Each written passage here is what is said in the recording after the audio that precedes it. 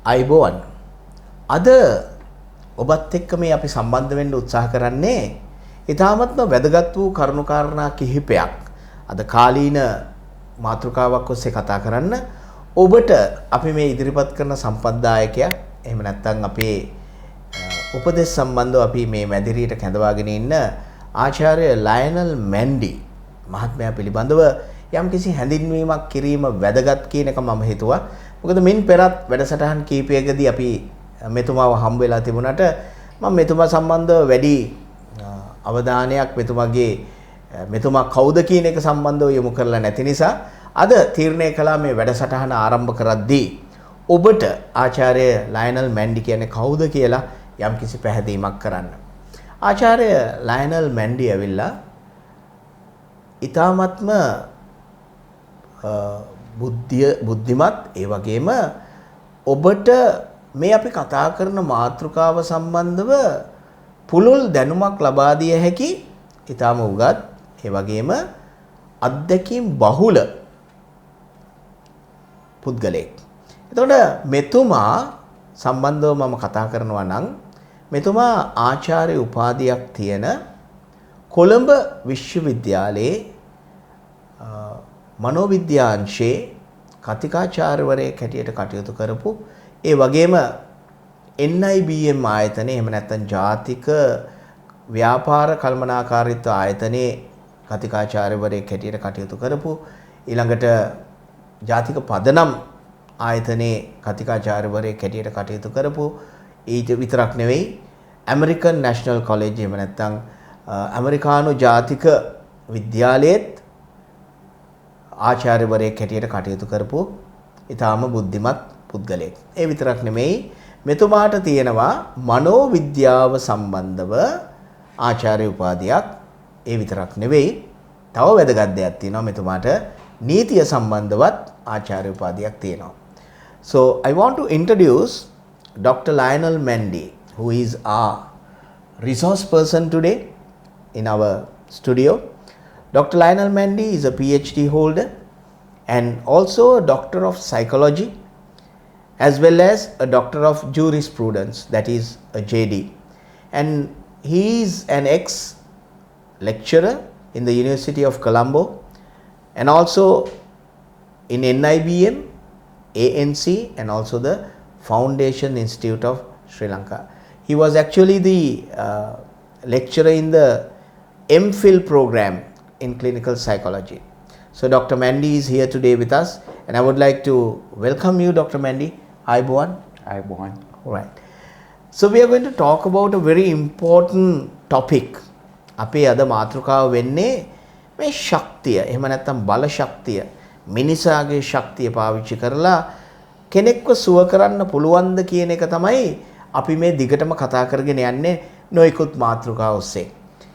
අද අපි ආචාර්ය මැන්ඩි මහත්මයාව මේ මැදිරියට ගෙනල්ලා තියෙන්නේ මේ සම්බන්ධව පුළුල් විග්‍රහයක් කරන්න. ඒ නිසා මම මෙතුමාගෙන් ප්‍රශ්න අහන ගමන් මෙතුමා අපිට ලබා දෙන පිළිතුරු ඔබට සිංහල භාෂාවෙනුත් අවබෝධය පිණිස මම යම්කිසි පරිවර්තනයක් කරනවා.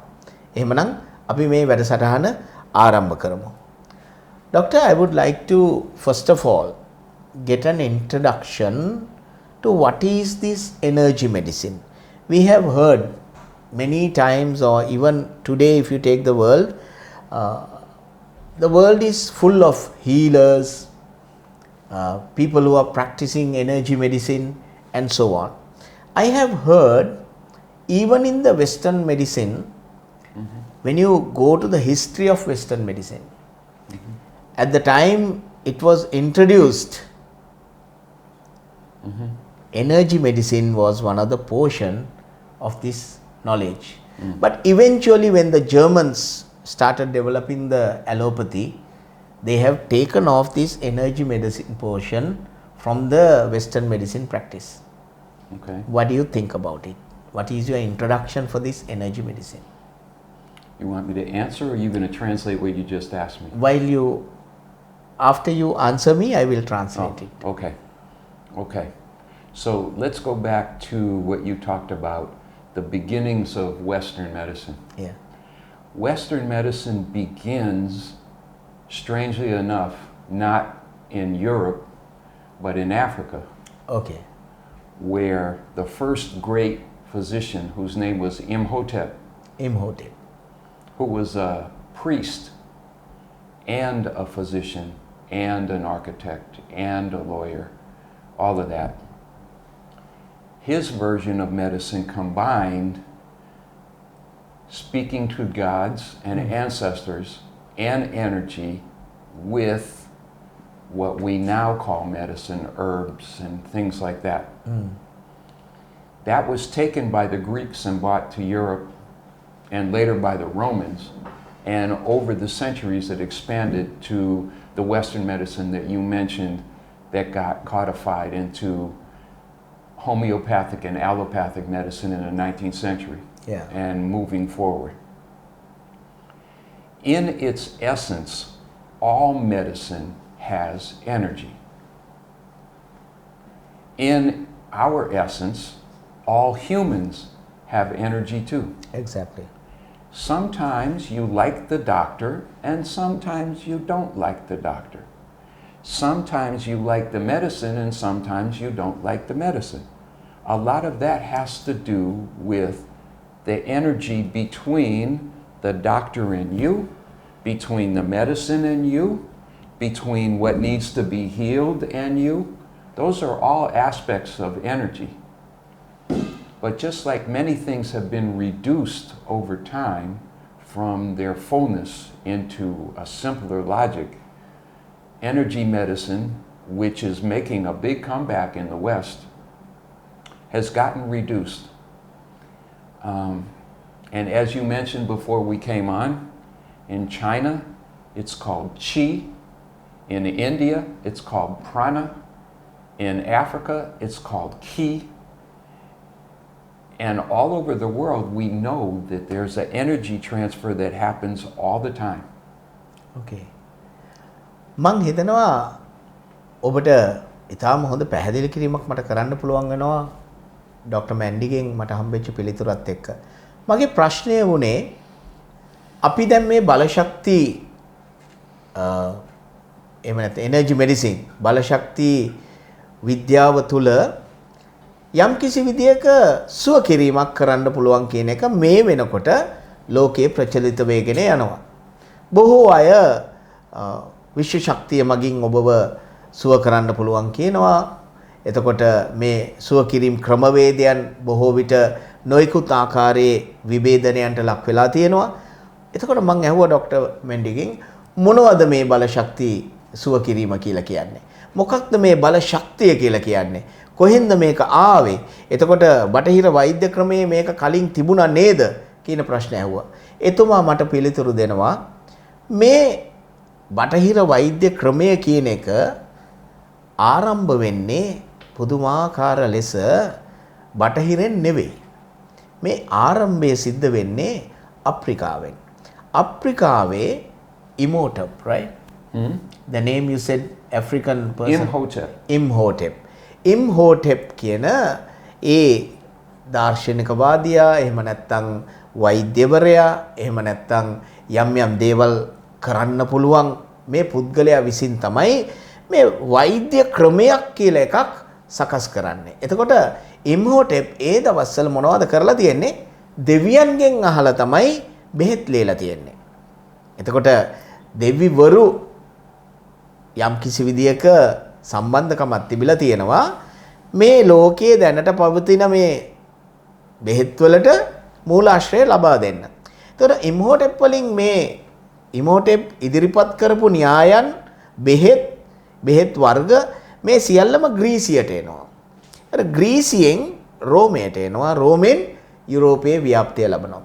එතකොට අපි දන්න විදිහට ජර්මානුවන් තමයි ආදි කාලයේදී ඒ කියන්නේ 19 ශතවර්ෂයේ විතර එනකොට මේ ඉදිරිපත් කරනවා හෝමියෝපති සහ ඇලෝපති කියන ක්‍රමවේදයන්.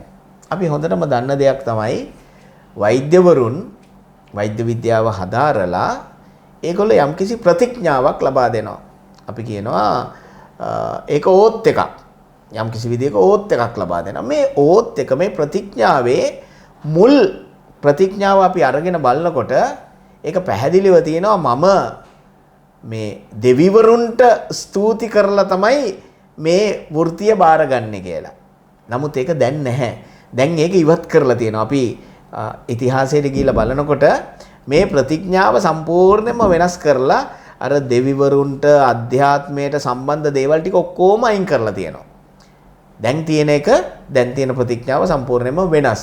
ඉතින් මේ තුල අපිට අවබෝධ කරගන්න පුළුවන් අධ්‍යාත්මික කොටසක්, ශක්තිය පිළිබඳව කොටසක්, මේ සියලු වෛද්‍ය විද්‍යාවන් කෙරෙහි බලපෑමක් කරලා තියෙනවා. එතකොට ඊටාම පැහැදිලි අපි මේ පැත්තට එනකොට ආසියා පැත්තට එනකොට අපිට පේනවා චීනේදී මේක සම්බන්ධව කතා කරද්දී බල ශක්තියට කියනවා චී එනර්ජි කියලා. එතකොට ක්විගොන් කියලා කියනවා. ඊළඟට ඉන්දියාවට ගියාම අපි දැනගන්න හම්බ වෙනවා මේකට ප්‍රාණික් හීලින්. එහෙම නැත්නම් ප්‍රාණික් එනර්ජි කියලා කියනවා. මේ විදිහට අපි ලංකාවටත් එනකොට ලංකාවෙත් අපි දකිනවා මේ ශක්තියින් පිළිබඳව ඊ타ත්ම පැහැදිලි කරුණු රාශියක් අපිට හොයාගන්න පුළුවන් කියන එක. අපි රාවණා යුගයට ගියොත් එහෙම නැත්නම් රාවණා යුගයෙන් පස්සේ සිද්ධ වෙච්ච සමහර දේවල් ගැන හොයලා බලද්දී අපිට ඊටාම පැහැදිලිව තේරෙනවා මේ බල ශක්ති විද්‍යාව කියන එක ඊටාම ඉහළින් තිබ්බ සාර්ථක විද්‍යාවක් කියන එක. ඒක අපි හොඳටම දන්නවා අපෙන් තමයි නැවත බටහිරට ගිහිල්ලා බටහිරෙන් වෙන නම් වලින් නැවත අපේ පැත්තට එනවා. ඉතින් මෙතුමා ඊටාම පැහැදිලිව අපිට කියනවා මේ ආරම්භයේ කොහෙද සිද්ධ වුනේ? කොහොමද මේක යුරෝපයට සහ බටහිරට ව්‍යාප්ත වෙන්නේ? දැන් කොහොමද මේක නැවත අපි ළඟට ආපහු එන්නේ කියලා. So Dr. Mandy, I explained to our viewers what you gave as an answer, and my next question is, we are talking about a pseudoscience. I think this word pseudoscience has been introduced by the Westerners in order to put this into some negligible area. Okay.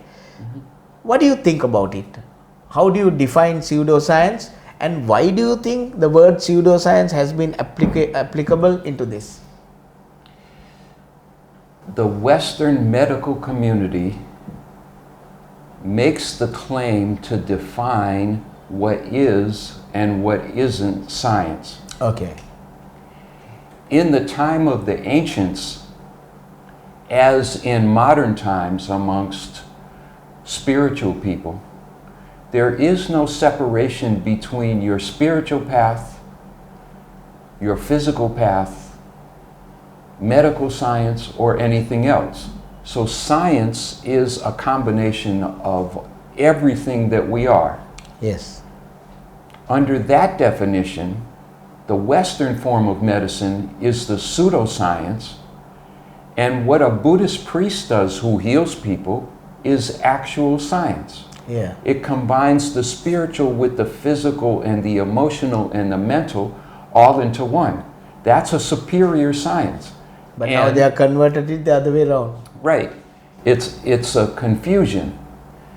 Just as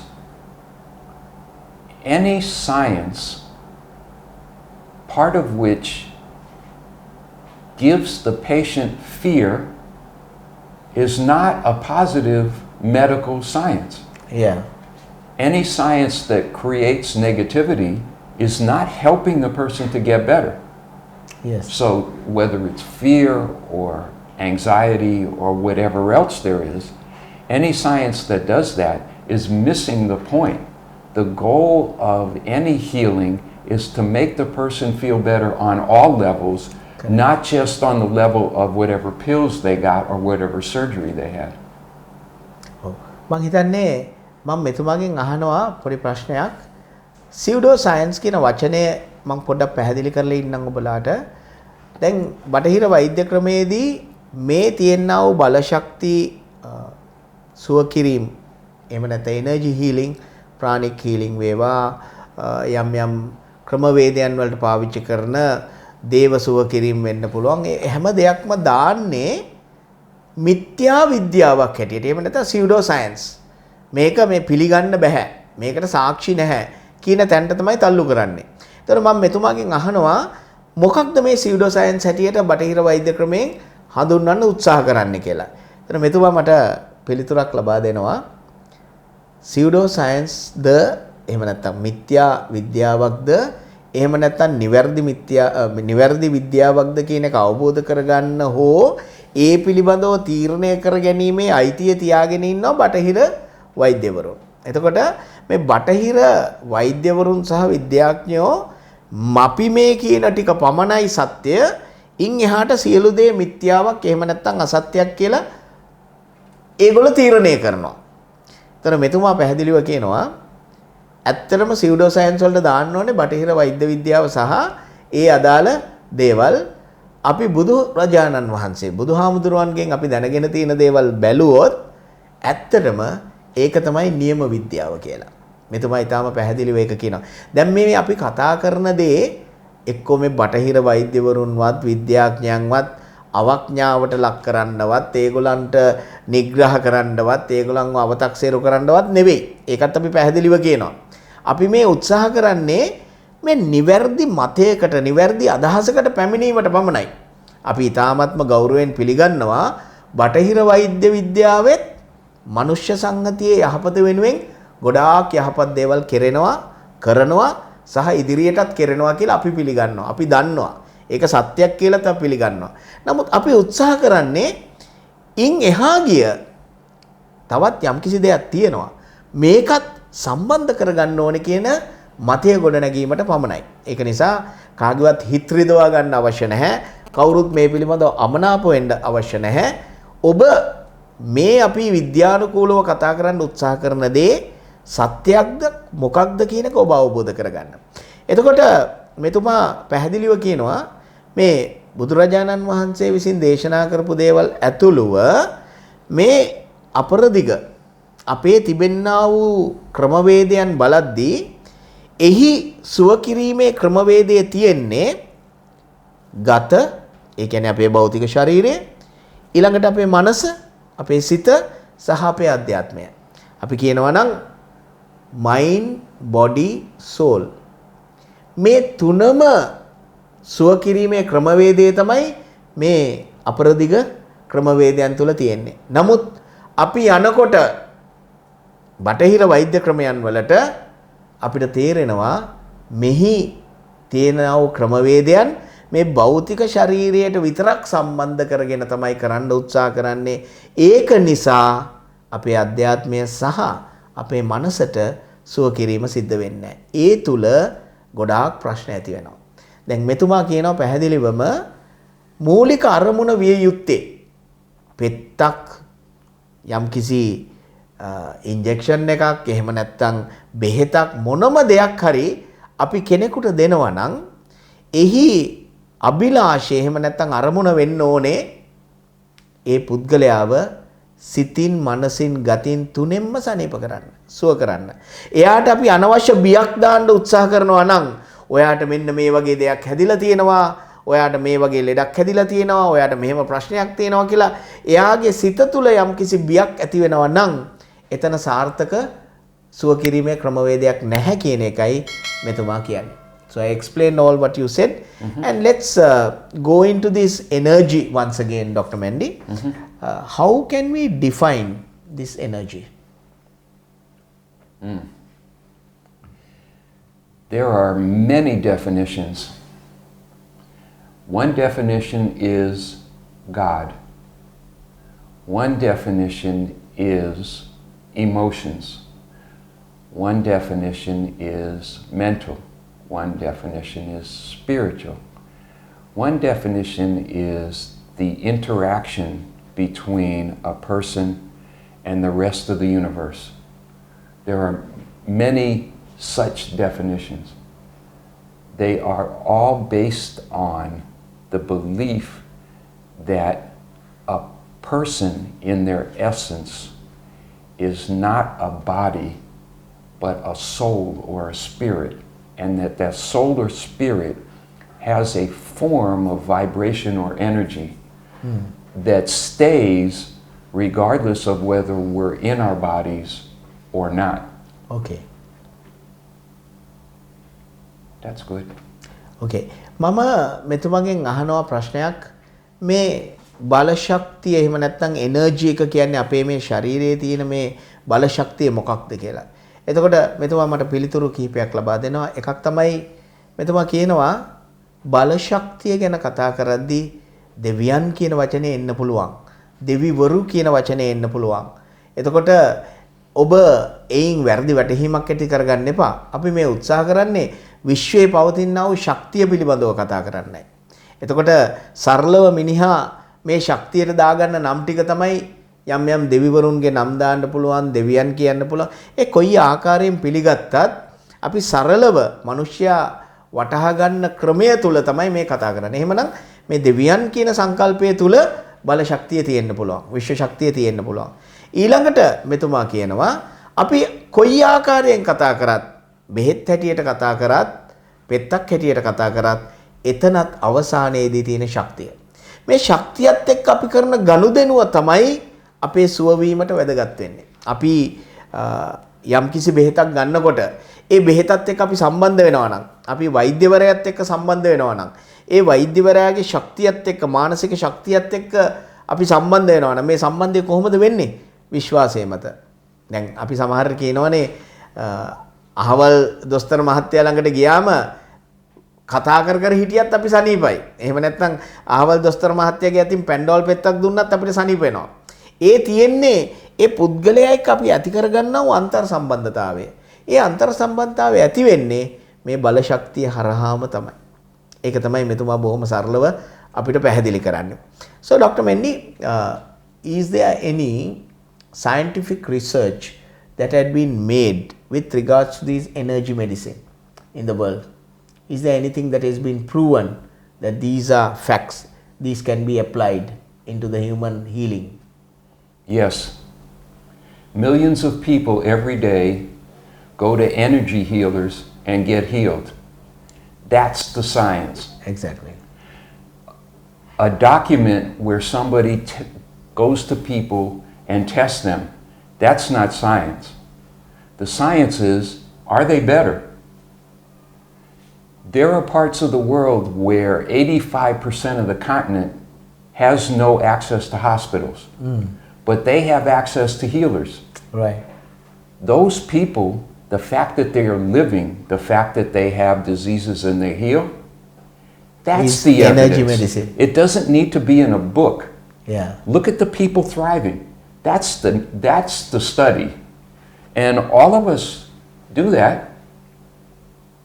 Even the people in the West, if somebody tells them, if your nose is stuffed up and you boil water and you breathe the steam, your nose will go away. Yeah. That's a transfer of energy, but you're not going to see a study on it. Exactly. Because there's no profit to be made from that other than that the person feels better, which is the only goal any of us has. Right. මම මෙතුමගෙන් ඊළඟට අහන ප්‍රශ්නේ තමයි මේ බලශක්තිය උපයෝගී කරගෙන සුව කිරීම සම්බන්ධව මේ ලෝකේ මොනාරි පරිශන කෙරලා තියෙනවද, කරනවද, එහෙම නැත්නම් අපිට ඒක ඔප්පු කරන්න මොනාරි ක්‍රමවේදයන් තියෙනවද කියලා. මෙතුමාගේ පළවෙනි උත්තරය වෙන්නේ ඔව්. මෙතුමා අහනවා මගෙන් අපේ ලෝකයේ ගත්තම සෞඛ්‍ය පහසුකම් සඳහා එහෙම නැත්නම් ස්පිරිතාල වලට යන්න කී දෙනෙකුටද වරම් තියෙන්නේ? කී දෙනෙකුටද හැකියාවන් තියෙන්නේ? කී දෙනෙකුටද පහසුකම් තියෙන්නේ? එතකොට මේ පහසුකම් නැති පුද්ගලයෝ කොහොමද සනීප වෙන්නේ? මේ පහසුකම් නැති පුද්ගලයෝ අනිවාර්යයෙන්ම යන්නේ තමන්ගේ ළඟ ඉන්න වෙද මහත්තයෙක් ළඟට, තමන්ගේ ළඟ ඉන්න එනර්ජි හීල කෙනෙක්, එහෙමත් නැත්නම් බල ශක්තිය පාවිච්චි කරලා සුව කරන කෙනෙක් ගාවට තමයි මේගොල්ලෝ යන්නේ. මේ සම්බන්ධව බහුතරයක් කතා කරන්නේ නැහැ. බහුතරයක් කියන්නේ නැහැ. මේ කොළවල සඳහන් කරලා නැහැ. පොත්පත්වල ලියවිලා නැහැ. නමුත් ඔහු අහනවා එහෙමනම් මොකක්ද නිවැරදි ක්‍රමය? මේ බල ශක්තිය සුව කිරීම තුල මිලියන ගාණක් සෙනග සනීප වෙනවා. අපි කවුරුත් දන්නේ නැහැ. අපිට ඒක මාධ්‍ය හරහා එහෙම නැත්නම් පොත්පත් හරහා අපිට ලැබෙන්නේ නැහැ. නමුත් අනිවාර්යයෙන්ම මේ ලෝකේ මිලියන ගාණක් මේ වගේ ක්‍රමවේදයන් තුල සුව වෙනවා. ඔබ යම් තැන්වලට ගියොත් ඔබට තේරෙවි මේ ලෝකයේ බොහෝ තැන්වල මේ සුව කිරීම සිද්ධ වෙනවා. මේ සුව කිරීම කරනවා. එතකොට ඔබ හොඳටම දන්නවා ඒක තමයි අපිට ගන්න පුළුවන් හොඳම සාක්ෂිය. පොතක ડોකියුමන්ට් කරලා පොතකින් ඉදිරිපත් කරන දේ සමහර විට වෙනස් කරලා තියෙන්නත් පුළුවන්. සංගණන වෙනස් විදියට ඉදිරිපත් කරන්න පුළුවන්. වැරදි තොරතුරු දාලා ඔබට ඉදිරිපත් කරන්න පුළුවන්. එතකොට ඔබ එය පොතේ තිබ්බ පමණින් පිළිගන්නවද? මම හිතනවා බුදුරජාණන් වහන්සේ පැහැදිලිව කියනවා උන්වහන්සේ දේශනා කරපු දේවල් පවා උන්වහන්සේ කියූ පමණින්වත් පඬිතේ කියූ පමණින්වත් එහෙම නැත්නම් හැමතැනම තියෙන එක නිසාවත් පිළිගන්න එපා. ඔබ ඔබේ බුද්ධියේ නුවණින් විමසලා පිළිගන්න කියලා. ඉතින් ඔබට හොඳට තේරෙනවා මේ සමහර දේවල් වෙනස් කරනවා. සමහර දේවල් තම තමන්ට අවශ්‍ය විදියට වෙනස් කරලා ඉදිරිපත් කරනවා. ඒක නෙමේ සත්‍යය. සත්‍යය කියන්නේ ඔබ අත්දැකීමෙන් ලබන සත්‍යය. මෙතුමා මට උදාහරණයක් දෙනවා. ඔබ ඔබගේ සම්ප්‍රතිශ්‍යාව හැදිච්ච වෙලාවක ඔබේ නහය හිර වෙලා තියෙනකොට ඔබට උපදේශක් ලැබෙනවා. සමහරට ඔබේ ආච්චිගෙන් සීයාගෙන් වෙන්න පුළුවන්. එහෙම නැත්නම් වෙද මහත්තයාගෙන් වෙන්න පුළුවන්. මේ වතුර ටිකක් කුණු කරලා ඒකට සමහර විට දේශීය වෛද්‍ය ක්‍රමයේ අනුව යම්කිසි සංඝටක ටිකක් එකතු කරලා ඒ හුමාලය හුස්ම ගන්න. ඔබ ඒ හුමාලය හුස්ම ගත්තම ඔබ සුව වෙනවා. ඔහු අහනවා ඉන් එහාට මොකක්ද අවශ්‍ය කරන සාක්කිය කියලා. ඉතින් ඒක පොඩි සරල උදාහරණයක් පමණයි. නමුත් අපි හොඳටම දන්නවා අපේ දේශීය වෛද්‍ය ක්‍රමය තුළ ආයුර්වේදය තුළ සහ මේ ලෝකයේ පවතින වෙනත් අධ්‍යාත්මික සුව කිරීම තුළ බහුතරයක් සුව වෙන අවස්ථාවල් තියෙනවා. Dr. Mandy, I'm going to my next question, which is linked up with my previous question. Now, you gave a very beautiful answer, which is, I believe, accurate for that particular question, where I asked you whether there are any research, and you gave a very perfect answer for me. Now, you know the Western medicine or Western practitioners, they always tell when they see something like this, someone who is healed using the energy medicine or some kind of a spiritual healing method, they say this is psychosomatic. What do you have to say about that? All healing is psychosomatic. Yes. If you want to feel better, that helps the healing. Yeah. If you don't want to feel better, you block the healing. Exactly. So, for example, we just drank tea. It Yes. had ginger in it. Exactly. Why? Because ginger heals stomach problems. Why do people drink ginger tea? Because they feel better. Yeah. Is that psychosomatic? Yeah. Yes, Once you believe that the Yeah. ginger tea makes your stomach feel better, if somebody asks, do you want milk tea? You would say, no, I'd rather have ginger tea. Yeah. So it's both true and it's psychosomatic. The proof is whether the person feels better or not. Or not. It doesn't matter whether it's pills or surgery or anything else. Obviously, the West helps people to feel better, but energy healers help people to feel better too, by the millions, Exactly. all over the world, every single day. මං මෙතුමාගෙන් අහනවා මං අන්තිමට ආපු ප්‍රශ්නයට සම්බන්ධ කරලා අපි යම්කිසි කෙනෙක්ව සුව කරපුවාම ඒ කියන්නේ අධ්‍යාත්මය හෝ ඔය බල ශක්ති ක්‍රමවේදය හෝ පාවිච්චි කළ සුව කරපුවාම බටහිර වෛද්‍ය ක්‍රමය අනුව ඒගොල්ලෝ කියනවා මේකේ කිසි දෙයක් නැහැ මේක සයිකෝසෝමැටික් කියලා. ඔහොම තමයි කියන්නේ. එතකොට මම මෙතුමාගෙන් ඇහුවා සයිකෝසෝමැටික් කියන්නේ මොකක්ද? මෙතුමා කියනවා සෑම ක්‍රමවේදයක්ම භාවිතා කරලා සුව කිරීමක් සිද්ධ වෙනවා නම් ඒක සයිකෝසෝමැටික් තමයි. මොකද්ද සයිකෝසෝමැටික් කියන්නේ? සයිකෝ කියන්නේ මනසට සම්බන්ධයි, සෝමැටික් කියන්නේ භෞතික ශරීරයට සම්බන්ධයි. එතකොට සයිකෝසෝමැටික් කිව්වම හිතන්නේ මේක මේ හිතෙන් හිතලා සනීප වෙනවා කියන එක. ඒක තමයි සරලව මේ බටහිර වෛද්‍ය ක්‍රමය අනුව කියන්නේ. දැන් මෙතුමා පැහැදිලිව කියනවා ඔව් මනසින් හිතන දේ තමයි ශරීරයේ සිද්ධ වෙන්නේ. මනසින් අපි හිතන දේ තමයි ශරීරයේ සිද්ධ වෙන්නේ. ඔබ ඒක පෙත්තක් හැටියට ගත්තත් වෙන ක්‍රමවේදයන් හැටියට ගත්තත් කොයි විදියට ගත්තත් ඒක සයිකෝසොමැටික් තමයි. ඊළඟ දේ තමයි අධ්‍යාත්මික ක්‍රමවේදයන් හෝ බලශක්ති ක්‍රමවේදයන් පාවිච්චි කරලා හෝ ඔබ සුව වෙනවා නම් ඒක සයිකෝසොමැටික් කියන එක විතරක් පාවිච්චි කරලා විග්‍රහ කරනවද? එහෙම නැත්නම් ඔබ සුව වුණා කියන වචනේ පාවිච්චි කරනවද? ඔබ අවබෝධ කරගන්න සයිකෝසොමැටික් කියලා ඒක සනීප වුණා කියන එක නේද මේ බටහිර වෛද්‍ය ක්‍රමයේ පිළිගන්නේ? සයිකෝසොමැටික් විදියට හරි ඔබ සුවයි නම් ඒ තමයි අන්තිම ප්‍රතිඵලය. මෙතුමා පැහැදිලිව කියනවා මොන විදිහේ ක්‍රමවේදයකින් අපි යම්කිසි කෙනෙකුට ප්‍රතිකාර කරත් අවසාන ප්‍රතිඵලය විය යුත්තේ ඔබ සුව වීම. ඔබ සුවයි නම් ඒක සයිකෝසොමැටික් වුණත් වෙන සොමැටික් වුණත් වැඩක් නැහැනේ. සනීපයි සුවයි.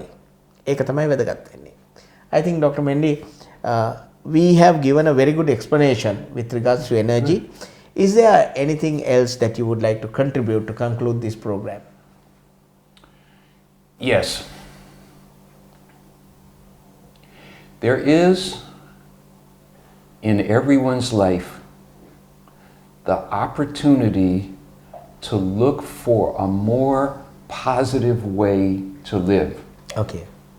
No matter what is going on around us, we can look to be happier, or we can succumb to whatever the negativity is. There's always somebody complaining about something. The point that I'm making here is our spiritual work, whether we pray or meditate or whatever we do that's spiritual, the goal of that is to lift us higher. The negativity can't get to us if we're consistent in doing that spiritual work. So, as a healer, I often find people who come to me and they say, I ask them, do you have physical problems? And they'll name some things, and then maybe their children or somebody will say some other things. And I ask them, did you forget these things that your children said? And they said no. And I ask, do you do spiritual practice? Buddhist, Hindu, Muslim, Catholic, Christian, whatever. The ones that say yes, they don't pay attention to the physical problems because they're operating spiritually. Yeah. They're not worried about the physical problems. They're not worried at all. They're looking for what's better rather than feeling bad about what's not better. That's the key to healing. Exactly. And whether it's the person or the healer or both, the energy in one, the energy in the other, the energy in between, that's the key. There is nothing else that lifts us other than our spiritual practice. We don't have it. Money doesn't do it. Food doesn't do it. If food did it, we'd all be fat. Nothing does it but spiritual practice. And that is enough. The world is still ordered, even though it's often crazy, the world is still ordered. Why? Because people's spiritual practice keep us higher than all the negativity that's around us. Okay. That's the key. Okay. මම අපේ සම්පත්දායකයා doctor මැන්ඩිගෙන් අහනවා අවසන් වශයෙන් ඔබට දෙන්න යමක් තියනවාද? යම් උපදේශක් එහෙමත් නැත්නම් දැනුමුතුකමක් දෙන්න තියනවාද කියලා. මෙතුමා මට කියනවා සියලු දේට වඩා වැදගත් වෙන්නේ අධ්‍යාත්මික සුව කිරීම. ඔබ තුල ඔබේ අධ්‍යාත්මය ඉහළින් පවතිනවා නම් ඔබ තුල යම්කිසි සුභවාදී විශ්වාසයක් සුභවාදී චින්තනයක් ඔබට ඉහළින් තබා ගන්න පුළුවන් නම් ඔබ වටා මොන විදිහේ දේවල් සිද්ධ වුණත් මොන ඍණවාදී අසුභවාදී සිද්ධ වුණත් ඔබට ඔබේ ජීවිතය යහපත් ලෙස පවත්වාගෙන යන්න පුළුවන්. මෙතුමා කියනවා ඔබ මොන ආගමේ වුණත් ඔබ බෞද්ධයෙක් වෙන්න පුළුවන්, කතෝලිකයෙක් වෙන්න පුළුවන්, ක්‍රිස්තියානි ධර්මිකයෙක් වෙන්න පුළුවන්, හින්දු භක්තිකයෙක් වෙන්න පුළුවන්, ඉස්ලාම් භක්තිකයෙක් වෙන්න පුළුවන්. ඒ මොනවා වුණත් ඔබේ අවසානයේදී තියෙන ඔබේ අධ්‍යාත්මය එහෙම නැත්නම් ඔබේ යහපත් සිතුවිලි උසස් මට්ටමකින් තියාගන්න එක. ඔබට මෙය කරන්න පුළුවන් නම් ඔබේ ජීවිතය ඔබට ජය ගන්න පුළුවන්. ඔබේ භෞතික වශයෙන් තිබෙන්නා වූ සියලු ගැටලු ඔබට පුළුවන් ඊටාම ඉක්මනින් යටපත් කරලා ඔබේ සිත ඊටාම ඉහළ මට්ටමක තියලා ඉස්සරහට යන්න. මෙය ඔබට ඊටාම වැදගත්. ඔබ අවබෝධ කරගන්න ඔබේ යහපත් චින්තනය, සුබවාදී දැක්ම ඉදිරියට ගමන් කිරීමේ හැකියාවට මහත් රුකුලක් වෙනවා. ඒක නිසා ඔබ අවසාන වශයෙන් ඩොක්ටර් මැන්ඩි ඔබට කියන්න තියෙන මේ ඊටාම උසස් පිවිතුරු අදහස ඔබේ ජීවිතයට සම්බන්ධ කරගෙන ඔබේ ජීවිතය ඉදිරියට ගෙන යන්න ඔබට අවශ්‍ය කරන ශක්තිය, මානසික ශක්තිය, සුවය ඒ සියල්ලක්ම ඉහළ මට්ටමක තියාගන්න කියලා අපි ඔබෙන් අවසාන වශයෙන් ඉල්ලා සිටිනවා. So Dr. Mandy, I really appreciate you gave us wonderful thoughts to think about. You gave us wonderful views with regards to this spiritual healing, energy healing, and so on. And also you finally contributed that everybody should keep up their spirit up high so that they can go forward well.